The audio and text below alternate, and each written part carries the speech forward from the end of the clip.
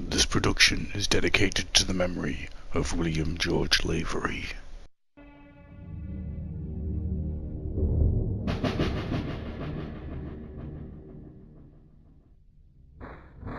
The Transformers.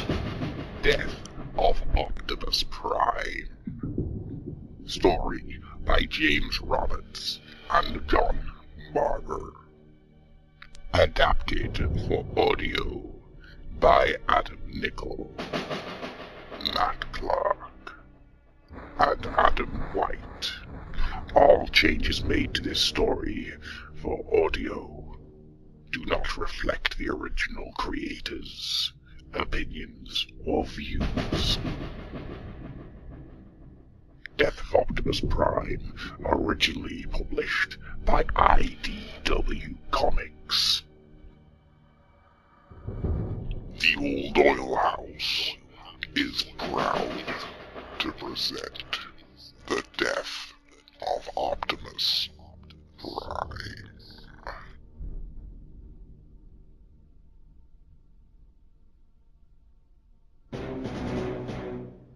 The story so far. In a desperate bid to save the universe, Autobot leader Optimus Prime plunged the creation matrix into the heart of Cybertron.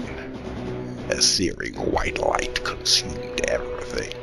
As his vision cleared, Prime found himself on the desolate surface of a world he did not recognize. The matrix lay before him, broken in two.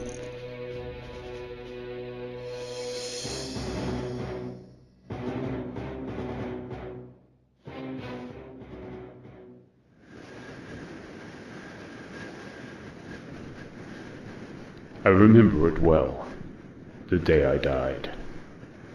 One moment I was falling into Vector Sigma, the Matrix burning a hole in my hand. And the next, I was elsewhere. Alone, but intact. Reconstituted, lost in a landscape I didn't recognize. Oceans of metal shavings, geysers of molten lead. The horizon itself a mess of stress fractures and world decay. This surely was the afterspark. A waste world of lost lives and spent sparks and things that once were. And yet, even as I considered the dark glass of an empty matrix, something no Autobot should ever have to see, I knew with a soft rush of sadness that I was still alive.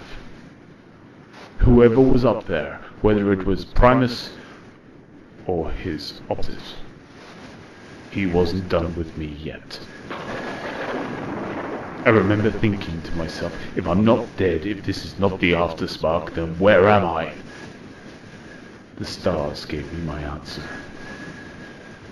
The constellations as familiar to me as the sound of my own body changing shape. This was Cybertron. This, somehow, was home. I wondered. Was this Cybertron's ancient past? Was I witnessing the birth of the planet? Once again, the answer was above my head. I could see only the smaller of Cybertron's two moons. Whenever it was after Lunar 1 disappeared. If not the past, then the future. At that moment, my galactic positioning system kicked in. It told me I was standing amongst the towering ruins of the Grand Imperium, and that if I looked left, I would see the Manganese Mountains in the distance. That settled it. I was in the future. The distant future at that. A future where the Manganese Mountains had corroded away. A future where whole cities had been reduced to a patina of rust. A future where... I stopped. This wasn't right. A future where Galvatron's sweeps were still lying around. It was around this point that I recalled something Ironhide used to say. Sometimes you just gotta stop thinking and take it as it comes. I walked for hours, until the GPS told me I was looking at Greater Iacon. And although it resembled a shantytown or bomb site or spaceport gone to seed, it had something over the Iacon I'd known for the last few million years. It was populated. Cybertronians of all shapes and sizes, going around their business. I didn't recognize them. That was surprising in itself. But what was even more surprising was that they didn't recognize me. Except that's not quite true. Oi, Orion! Orion Pax! You've got some nerve showing your faceplate around here. I'm afraid you have me at a disadvantage, friend. I don't know who you are. Take a look around you. Satisfied? This is all your fault! If that is the case, then I apologize. The last few days have been somewhat chaotic. The last few days? The last few days? For the last 4 million years! The stranger was clearly distressed, but before I could find out more, I received some unwanted assistance. This nail bothering you, Optimus? Sideswipe? What? Nail? What? His partner in crime was an Autobot, who barely deserved to wear the badge. It's an acronym. One of Prowl's. Non-affiliated indigenous life form. Nail. I like saying it. Nail. Nail. You're a nail. It suits you. Know what I like about nails? Hammering them. Hammering. Oh, you beat me to it. No one's hammering anyone. Whirl. Good to see you, boss. Rodiman said you'd be okay. What happened to you? Where you been? How's it feel to be a hate figure? You'll forgive me if I ignore all these questions in favor of one of my own. Just what the hell is going on? I think you better go speak with B. Moments later, as I made it into the barely controlled chaos that was the Autobot High Command, it turned out I'd been missing for 3 weeks. But it seemed my friends had other things on their minds. Autobot High Command. Well, look what the Turbo Fox dragged in. Rodimus, good to see you, old friend. And Bumblebee? Yeah, nice of you to drop by. We've got another one coming in, B. Broadside, this new ship IDing from the Vila Pulsar. It sounds like there's some tension with the Alchemy 7 crew, so, You got it. So how about I set them down on the south side? Sorry about B. He's been a little busy. We all have. Rodimus, if you're waiting for the right moment to fill me in, how about now? Short version? Whatever happened at Vector Sigma, I doubt even Wheeljack or Scepter could explain the science. Made the planet come alive. Again, only it's... Primordial, I know. Right, so after the battle, all the survivors set up camp in the wreckage of Chimea, because that was the only place standing. We sent a ship to pick up B, Prowl, and the gang from Earth, and then when they got back, I was like, well, besides Prime, I guess that's everybody. So, it seemed Vector Sigma sent out a pulse. Prowl, B heard it. I guess you probably did too, but we're hearing a lot of things. Go on, Rodimus. Right, well, thousands of Cybertronians showed up. Non-combatants, Prime. I don't think any of us imagined there were so many out there. Even Prowl's estimates were off. Former Autobots, former Decepticons, pacifists, people tried to stay neutral. They were scared or had moral objections or anything. They've been wandering around the universe these millions of years, laying low, forming their own little groups. And now they've come home. Expect to find a paradise. Cybertron reborn, right? Except, it ain't you a win. Entering the control room was one of the most visible neutral figures in our society.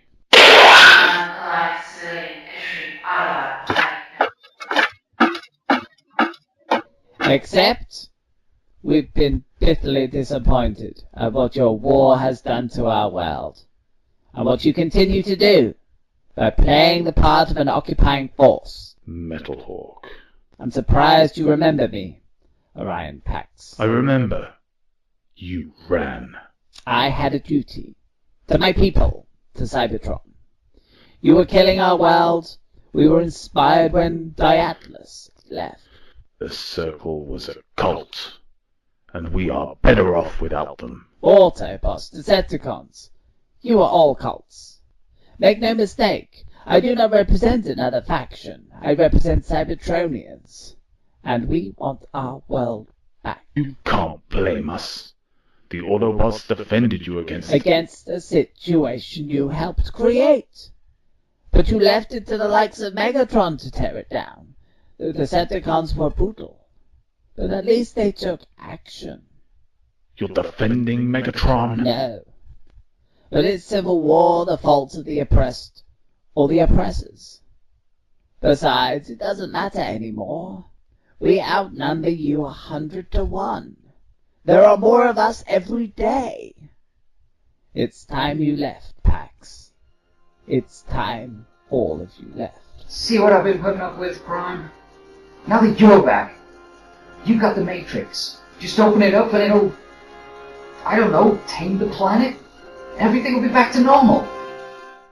That's easier said than done. Maybe it was my fault. So many times the Matrix had bailed them all out. They regarded it, and the figure of Optimus Prime, as a constant, to weld over rusted cracks. I opened my chest to reveal the Matrix chamber, showing them the two inert pieces of our holiest relic. Later still, shocked by what he had seen, Bumblebee took me on a tour of this new city. By the time we reached the so-called Decepticon den, I felt as lost as he did. The more I saw, the worse things looked. With Megatron missing and Galvatron presumed dead, the Decepticons were directionless. As I stared through energy bars, I feared nothing had changed. Containment ability activated. You've herded them all into the barrel of Kimia's gun. Well, yeah, but we had to do something while they were still weak after becoming part of that weird Gestalt monster thing. I don't like this, Bumblebee. Hey, Prime! You know I don't belong here. It's your old buddy Swindle. Come on! Cut a deal! I don't belong here. I'm not one of them. Optimus! A word, perhaps. Oh, please. Ratbat. Surely you can help a senator whose reputation has been unfairly tarnished. Whatever your title, your time is long gone. You all chose your side. Now live with the consequences. I'm not finished. Prime! Decepticons demand Is this place secure? Well, they're all outfitted with ID chips to keep track of them, and honestly, Prime, I think they could get out if they wanted to, but where would they go? Bumblebee and I knew this was a temporary solution. The Decepticons were prisoners of war. What would become of them now that the war was over? Perceptor called before I could ask the question. He had been studying the remains of the Matrix. I could tell something was up because, for the first time in his life, he sounded excited. Perceptor, what did you find? Well, I promised to let Rewind go first. I called him down here because... There's an inscription on the inside. What does it say? What is that? Old Cybertronian? Old Cybertronian. Pre-war? Pre-everything. I think it says many from one, or the other way round, one from many. Not sure of the syntax. There's more. Look, something about light, compressed light, trapped light. And here it talks about a fist or a hand. The guiding hand. The what? I've studied Cybertronian history all my life, and I've never heard of it. Not it. Them. Thanks to the Matrix, I was privy to certain details, a rival set of facts, alternative truths. Now, I can feel all of it, slipping away, lost forever. Maybe not. You see, the words are just a caption to a much bigger picture. The Matrix is a photonic crystal, composed of billions of metallo-dielectric nanostructures. I assumed the crystal was naturally occurring, but it's not. It's synthetic. It contains deliberate fracture lines. It was designed to split open. I had no idea why that might be until I trained a spotlight on it, and this happened. The Autobot scientists placed half of the dulled sphere over a laser, filled with stars, constellations and galaxies, seemingly projected from the dead Matrix. What am I looking at? Optimus, I think the Matrix is a map. While we dumbly stared at secrets from distant past, the current form of our society was taking shape. New arrivals were touching down. For the first time in countless millennia, Cybertronians were coming home. And Autobot and Decepticon allegiances were far from their mind. I didn't quantum jump halfway across the galaxy just to serve some guys shades of Prime. We're not serving anyone, Zetka. I'm working on the situation. The Autobots have been fighting a war for millions of years. Imagine their position. We'll have our freedom. But if we seize it, they'll react like they did with Megatron. And we're not like the Decepticons, are we? No, I guess not. I mean, they're why we left. Hey, what you say your name was? Metal Hawk. Look, my friend, I did exactly as you did. I feel just as you feel. Now I can change the Autobots' minds, show them what their way of life has wrought. But please, give me some time. Nice words, Metal Hawk. They're more than words, Bumblebee. Or have you been at war so long you've forgotten what the truth sounds like? I must go. I can't keep them waiting forever. Cybertronians are on the brink of doing something. Something serious. By the time I returned to the command center, the growing resentment of the non-aligned majority had spilled out onto the streets. With signs and effigies, they marched on our building, demanding we leave, demanding their own planet back. We didn't see it coming. Or if we did, we chose to ignore it. Cybertron! Freedom! Cybertron! Freedom! Cybertron! But the first protester became 10. 10 became 100. 100 became 1,000. Freedom! Out! Autobots out! Autobots out! Autobots out! Autobots out! Autobots out! Autobots out!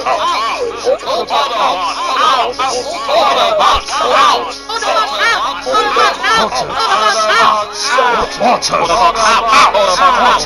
out! And all the while, High Command was holed up inside Kimia, happy to be distracted by other matters. The map the Perceptor found in the Matrix, it's not just any map. It's the map. It shows the way to Cyber Utopia, to the Knights of Cybertron themselves. The Knights of Cybertron? As in the entirely fictional Knights of Cybertron? The original Cybertronians. They turned this planet into paradise, and then left to spread peace and enlightenment across the universe.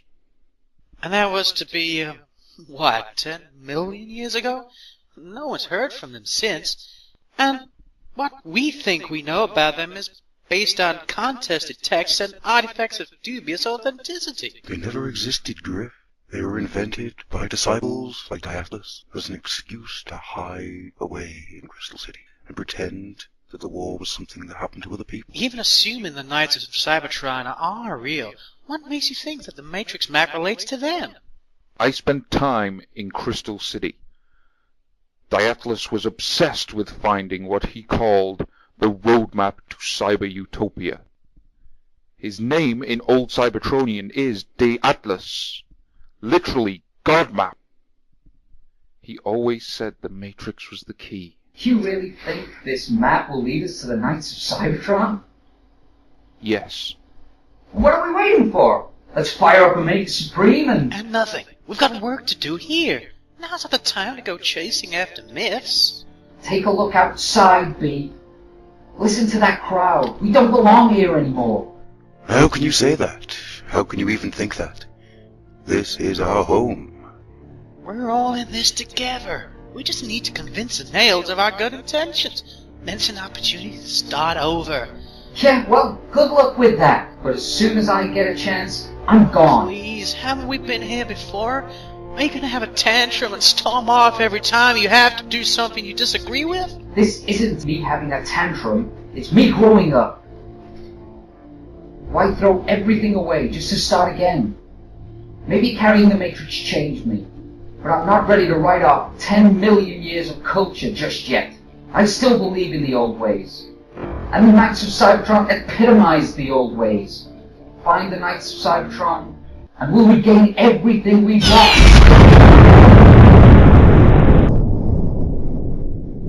What just happened? Brown, this is Sideswipe. Do you copy? One of the Nails survived the fire set. Took it from one of their ships. Escalating out here.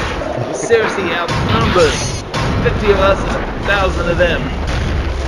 1,000 and counting. Can you send Omega? Negative. He's still recharging. Gotta do something, Brown. He's gonna stall in the building. And lives are at risk? This is important, Sideswipe. Are Autobot lives at risk? Dropping like flies, Brown. Okay. That's what I needed to hear. I'm going to do something. You're going to protest. And I'm going to insist. And we're all going to have to live with the consequences. Prowl's plan involved letting loose the Decepticons from their cage, something only former Senator Ratbat seemed to fight. No! They're just using you, my Decepticons. We must rise against the Autobots. Oh, that's what you want, is it, Ratbat? Give these Autobots and these rioters something to unite against. You just don't understand, Well, I understand why no one listened to Ratbat in the last 4 million years. Terrible things happen in war. Terrible things happen in peace as well.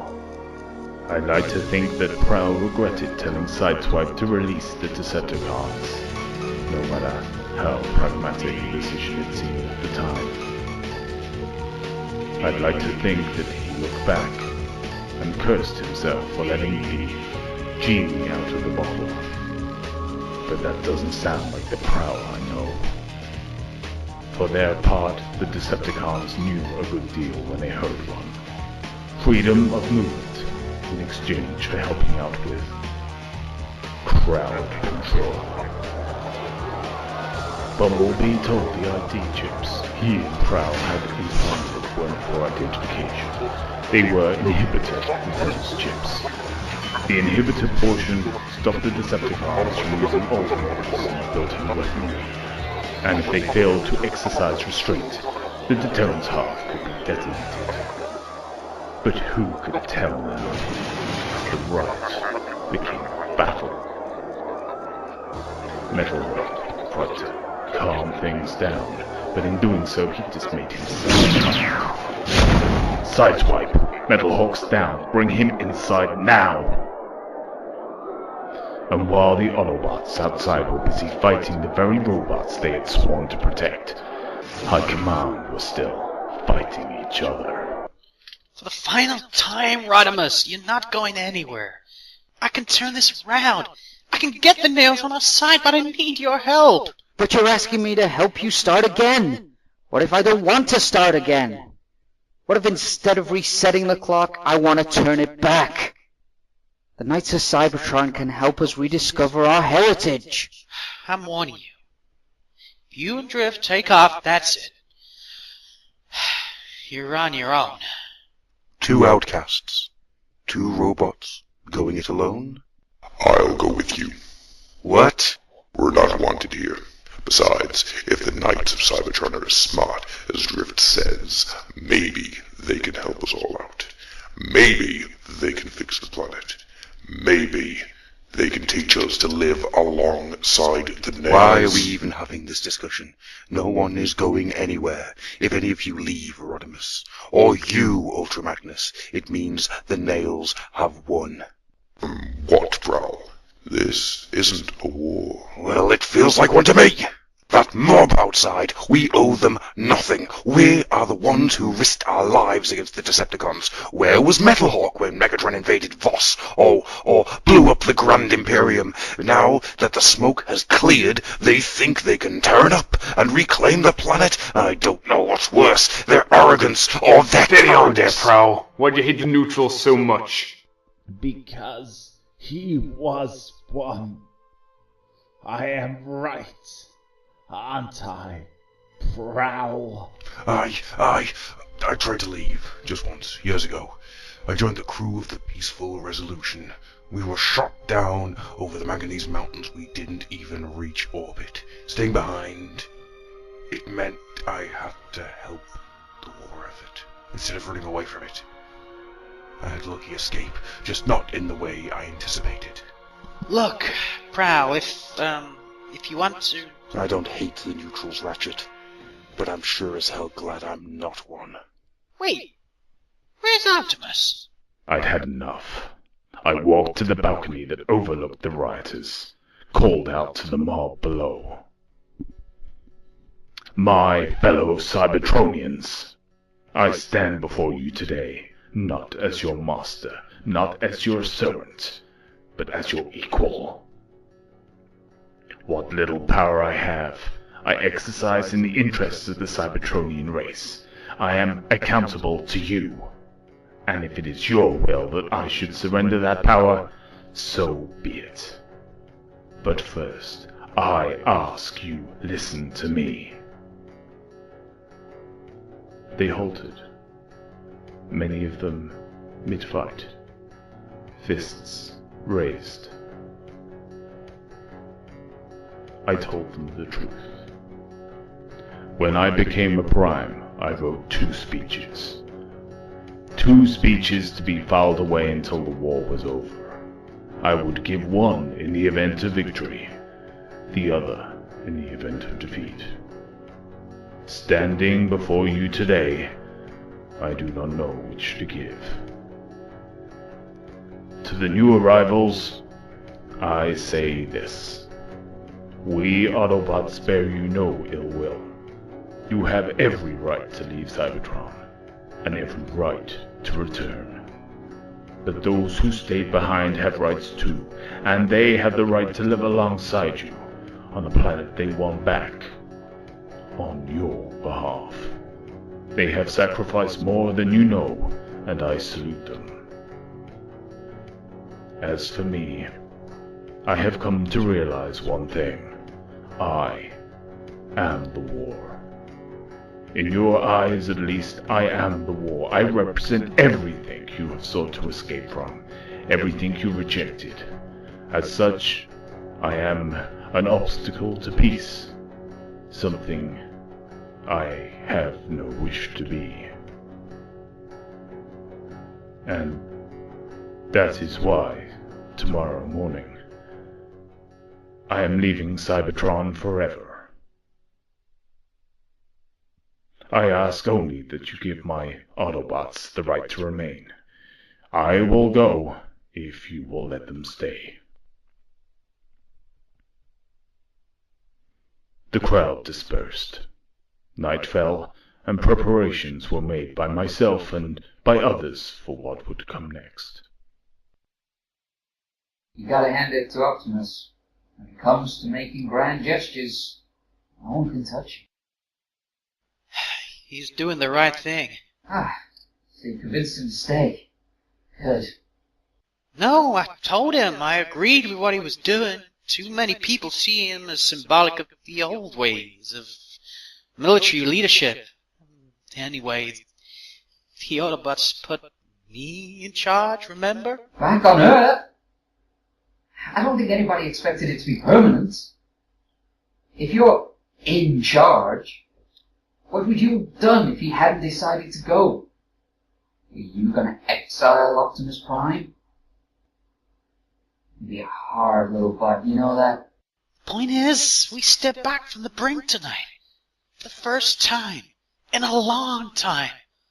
All Cybertronians are united. You kidding me? You're still leaving? Everything I said earlier, it still stands. And as for your grand plan, thanks to Prowl, you've got 200 bored Decepticons roaming the streets and 400 nails demanding compensation for their injuries. You really think you're gonna make this a happy place? I'm gonna try. Somebody has to. Calm down. When we find the Knights of Cybertron, we'll take this planet back to the Golden Age. That's what's gonna unite us. It never was a golden age. You're deluding yourself, Rodimus. And you're sounding crazy! You've lost sight of everything that makes us Cybertronian. You seem hell-bent on... Oh, Prime, Yeah, about that whole exile thing. The Matrix is yours. The future of the Autobots, arguing amongst themselves. They held the responsibility of our future in their hands. It was time they were reminded of that. I handed each of them a half the Matrix. Its power may be dead, but it clearly had secrets, and that knowledge might shape the future of our race. I left them to their future, and I headed off to my own. I remember it well, the day I died. It was the day I left Cybertron, this day, today. And yes, of course, a voice inside me says, stay. It's the same voice that says that Megatron is still out there, and that if he returns, when he returns, he'll take one look at any post-war coalition and start tearing it apart. But Megatron is nothing without followers, and if Bumblebee and Metalhawk and the others can deliver on their promises, the Cybertronians will reject him as surely as they've rejected me. My fellow Autobots think that I have made the ultimate sacrifice, when in fact what I have done is uniquely selfish. Freedom is the right of all sentient beings, even me. And for the first time ever, I am free. I am responsible for no one. I am beholden to no one. More than that, I am changed.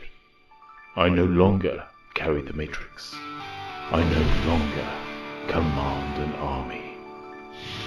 Optimus Prime is dead, and Orion Pax is reborn.